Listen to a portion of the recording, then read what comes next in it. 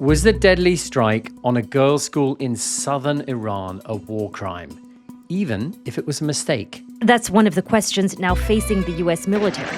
On Saturday, February 28th, in the opening hours of the U.S.-Israel war in Iran, a missile slammed into a school. Iranian officials say that up to 168 people were killed, most of them children between the ages of 7 and 12. While President Trump initially said he thought Iran did it, last week there were reports that U.S. military investigators believe American forces were likely responsible, though they haven't reached a final conclusion yet. From the BBC, I'm Tristan Redman in Paris. And I'm Asma Khalid in Washington, D.C.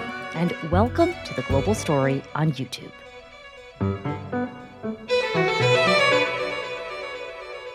Coming up, we'll be speaking to an international law expert who's advised the US government. And a warning before we begin today's show, this episode contains some graphic descriptions of violence.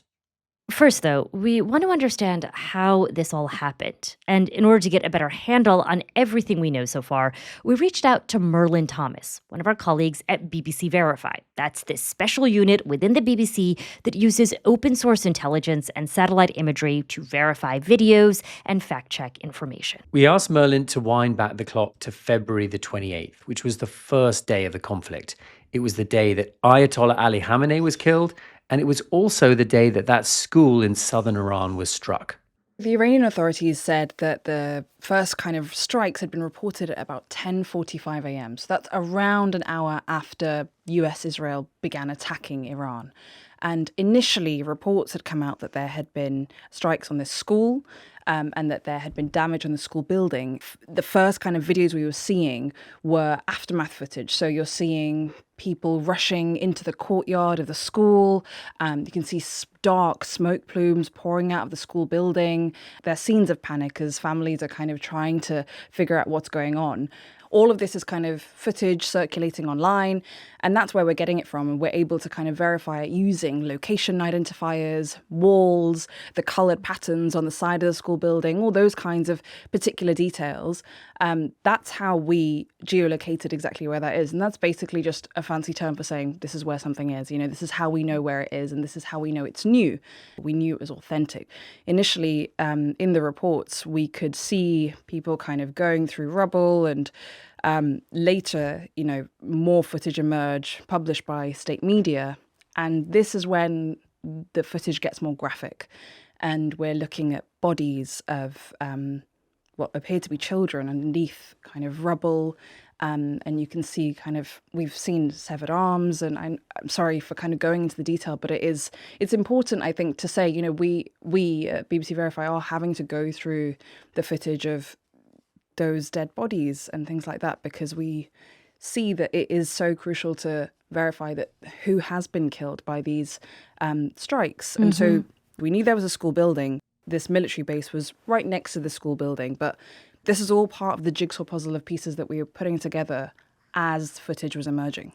In those early moments, what was the claim and counterclaim about what had actually happened?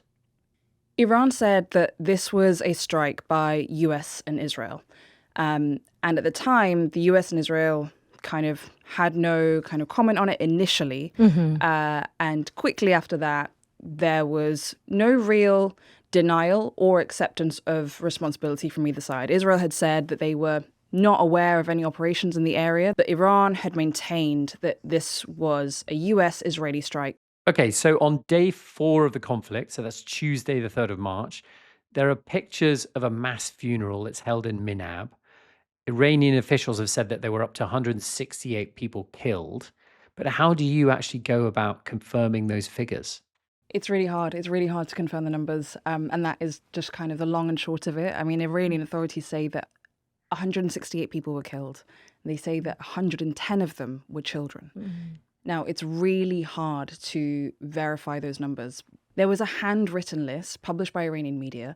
These are names with their dates of birth. Now, 48 of those names were aged between 6 and 11. Now, in terms of those names, there's not that much more we were able to do in terms of verification. But what also emerged when you talk about the kind of broadcast footage of the funeral, there were images of small coffins, adult-sized coffins, and these coffins had people's faces on, children's names on sometimes. And we were able to match up 3 names from the list to 3 names that were on the outside of these coffins. So it's that kind of granular level of detail that we can go through, but it's still far away from the number of 168 people killed and 110 children. But it's worth saying that the Education Ministry says that the school itself had 264 pupils. So... Hmm. Well, there's that image, Merlyn, of holes in the ground taken from above that many people will have seen. Were you able to verify that image, and where did it come from? Well, this image was the real game changer for us when we were doing our investigations. You can see scorch marks. You can see the type of impact point they are. You can see whether a crater is particularly dipped down and how that feeds into whether or not what kind of missile may have been used or what kind of weapon may have caused that. And so when we showed that to experts, several experts said that this showed that there were signs of multiple strikes, that this area had been hit more than once, and the proximity of those targets showed that there was an intentionality to the targeting as well, that this had been likely done on purpose. So when you're looking at the satellite imagery, what does it tell you about the actual area in this town that was attacked? So the school building kind of area itself is in the top right-hand corner. And then the military base is just to the kind of southwest of it. And it's almost like an L shape. The rest of the compound is the military base. Now, there's been intense speculation about whether or not the school building was part of it. On Google, satellite imagery, so this is available to anyone. You can kind of look at old publicly available images of this area. In 2013, it appears that it was part of the same compound. The school and the military base were together as one. It appears so, yeah, in 2013. And then in 2016, we see that there is a clear wall separating the two. Even in historical imagery, that there was a wall of separation between the school and the military base. On Wednesday, March 4th, our colleague Tom Bateman here in Washington, D.C., he asked the Defense Secretary of the United States, Pete Hegseth, about the school. Can you give us an update on what the administration knows, what you know now about the reported strike on a girls' school in southern Iran on Saturday? All I can say is that we're investigating that. We, of course, never target civilian targets, but we're taking a look and investigating that. Red tie in front. Just on the basis that with the information you would have, your reconnaissance abilities, ability to gather information, I mean, it's several days on now. So is there any clarity on whose munition this was? We're investigating it. Thank you. And then a couple of days later, the President of the United States is on Air Force One, and he suggests that this all could have been carried out by Iran. We think it was done by Iran.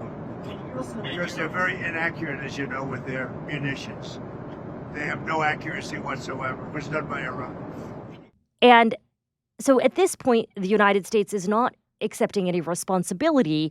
We have heard the Pentagon say that they're going to conduct an investigation. And Merlyn, I know you and your team at Verify are also investigating this story. So as it's all unfolding, what are you seeing? And do you begin to see any indications of who is responsible for these strikes? Well, a couple of days after the kind of game-changing satellite image that we were able to analyze, one really key piece of footage came out. And this was about, this was published by the Iranian state media. Well, it's one of the kind of affiliated semi-official news agencies, Mehr.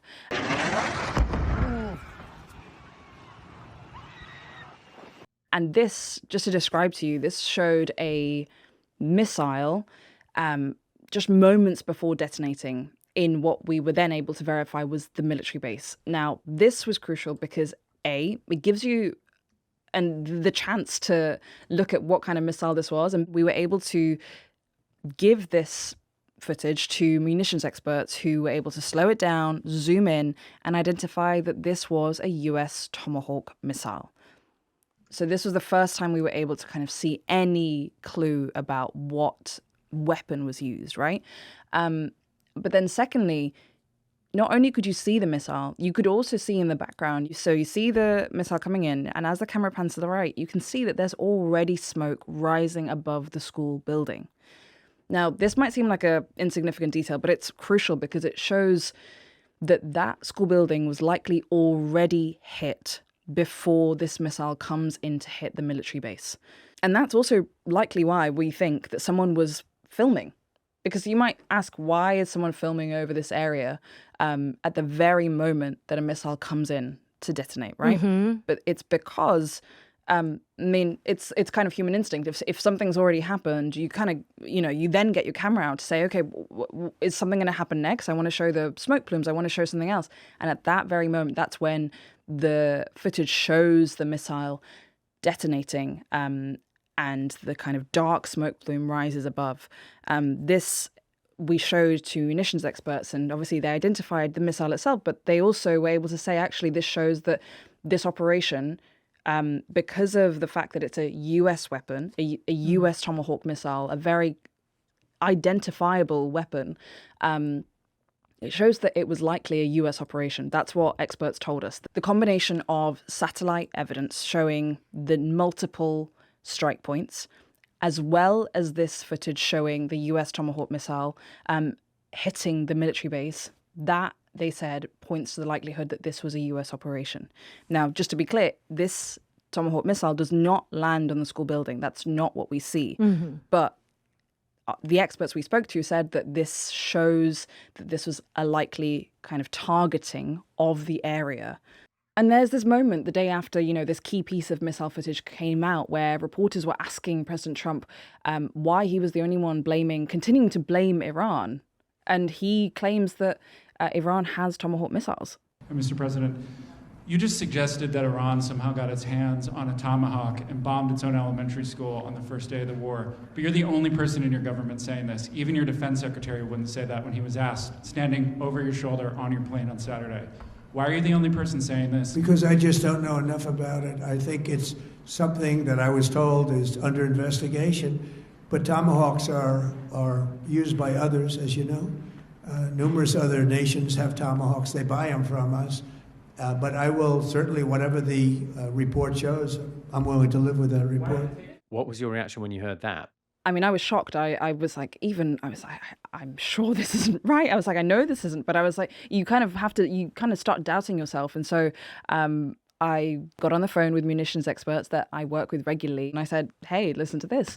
And they just kind of scoffed at me. They were like, listen, that's not possible. Iran are not known to have Tomahawk missiles. I don't know what to tell you. I mean, maybe the president has intelligence that we don't have access to, but that's the only thing that could possibly be the reason. But it was a clear answer. So who are the countries there, to be clear, who have Tomahawk missiles?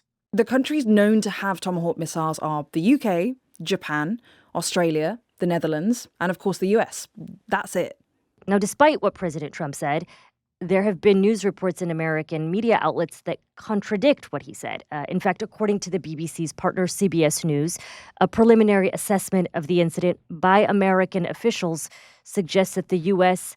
was likely to have been responsible, but that it did not intentionally target the school and may have hit the site in error. What did you think when you heard that? When something goes wrong, there are a number of reasons why they may have gone wrong. Now, we can't verify that that is what happened, but there are, things like weapons malfunctions. Then there's targeting errors, which is what obviously CBS are reporting, which we can't verify, but those exist too. And then there's just outdated intelligence. Again, none of these are verifiable. I mean, when we went to the US government to put our findings to them, when the experts said that this is a US Tomahawk missile, they just said it would be completely inappropriate for us to comment on an ongoing investigation. My colleague Tom Bateman has asked when that will be delivered, and there's still no end in sight for that. So we don't have a date for when that's going to come.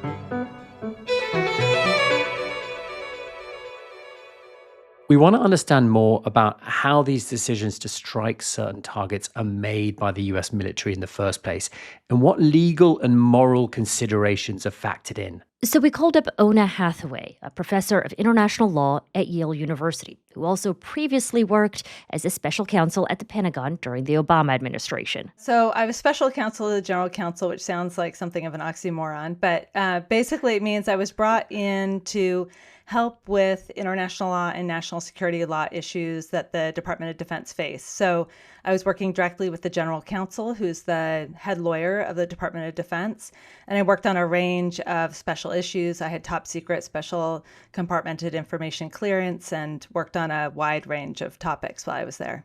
When the military are deciding on a target, what's the process that they go through to decide whether or not it's safe to hit that target? So it varies depending on the context.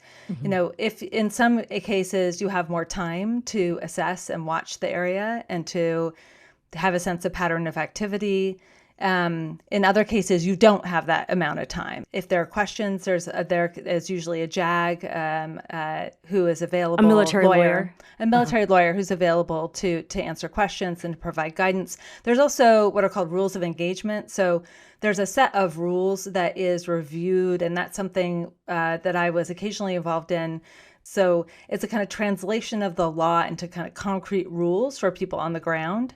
And so those are also critical to guiding U.S. forces when they're making decisions about targeting.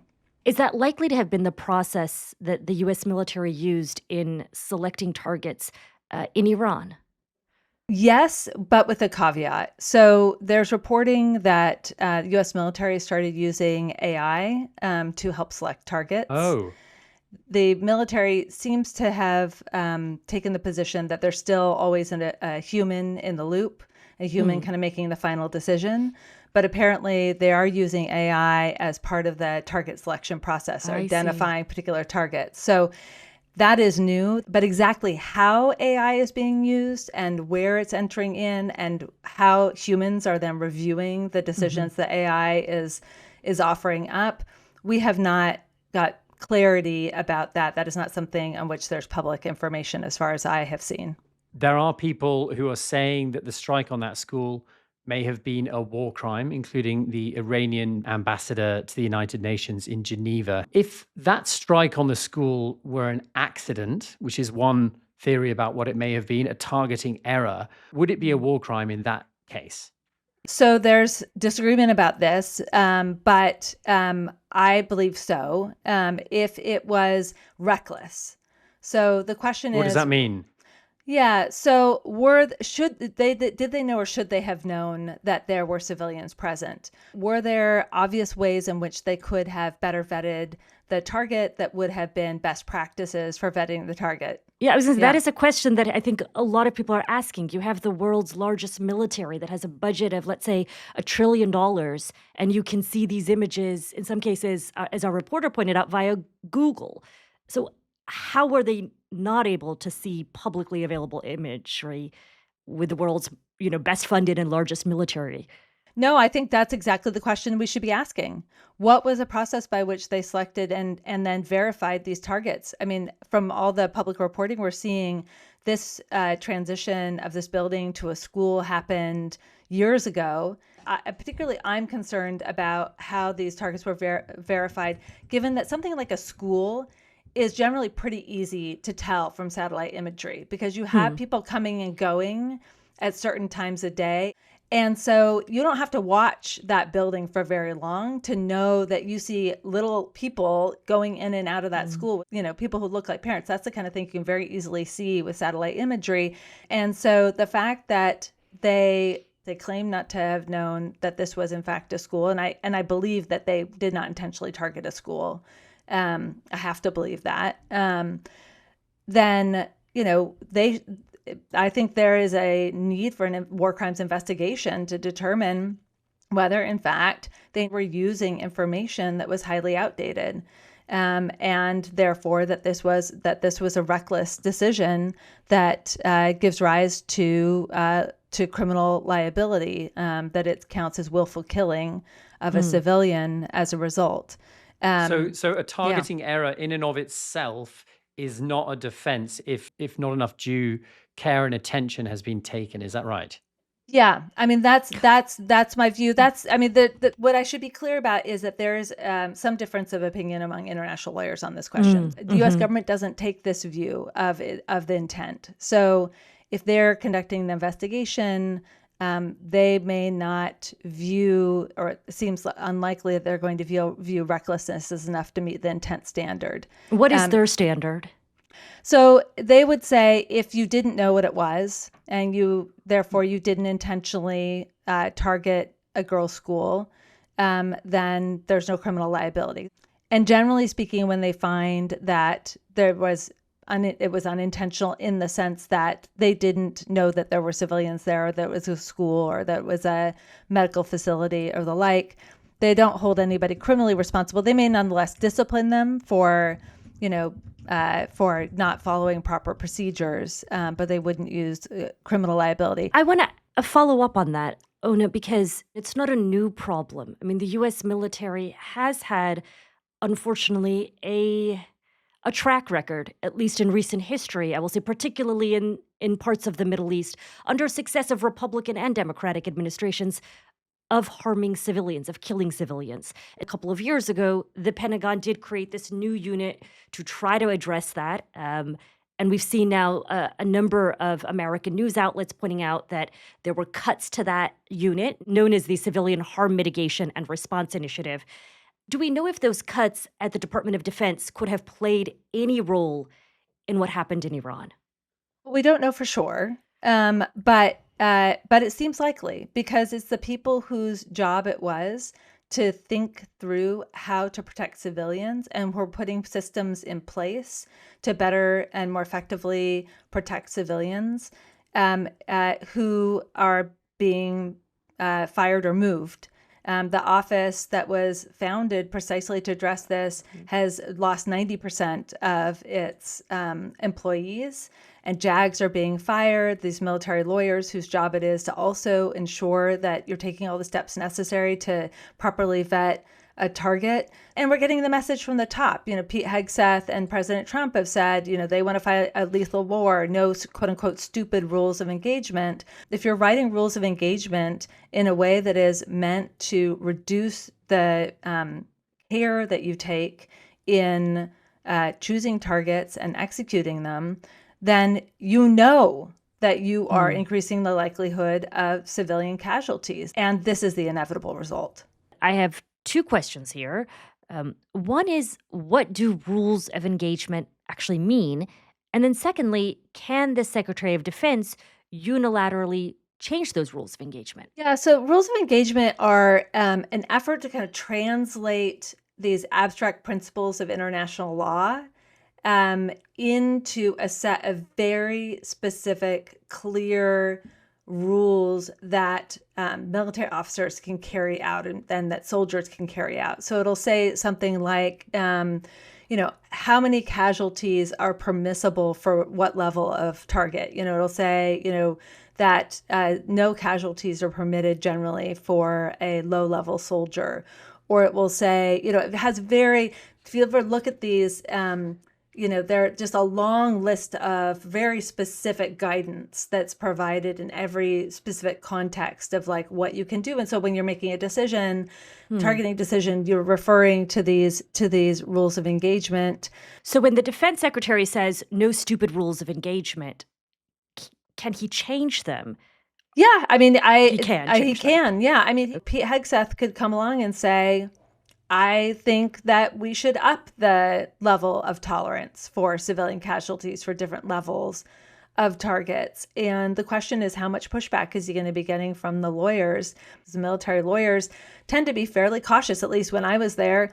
Military lawyers believe in these rules. They believe that we want to protect civilians. They don't want to be responsible for civilian deaths. They want a strict interpretation of the rules. And certainly he's sending the clear message that he wants to be more permissive in favor of more risk tolerance. But when you do that, it means you're taking less precautions. It means that you are not vetting the targets as carefully. It means that you're willing to accept more known civilian casualties and harm to civilian objects when you're seeking to achieve a certain military objective. And that translates into more civilians dying on the ground. If the investigation were to find wrongdoing here, what are the potential consequences? I mean, I'm thinking especially because the United States is famously not a signatory and a member of the International Criminal Court. The U.S. is not a party to the International Criminal Court, nor is Iran. What ordinarily would happen is an internal investigation and a court-martialing of any uniformed military officers who are responsible for criminal action and potential conviction through the court-martial process.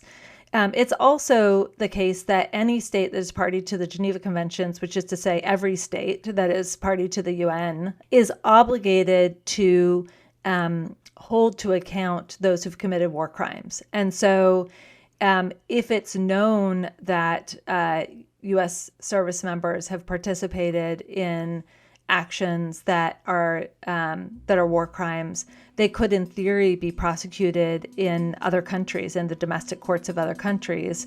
It seems highly unlikely, just given the geopolitical context. But at least, if I was advising some of these folks, I would tell them not to travel to countries that have shown a willingness to prosecute war criminals from other countries, because I think there would be a real, a substantial risk. Well, thank you for bringing your expertise to us. Oona, we really appreciate that. Thank you so much, Oona. Thank you so much for having me and for casting a light on these really important issues. Now, we did put the issues raised in this podcast to the Department of Defense, and they referred us to comments made by Pete Hegseth to reporters on Friday. That's it for The Global Story today. If you enjoyed our show, then I should mention that our show, The Global Story, is also available as an audio podcast. You can find us every weekday on bbc.com or wherever you listen.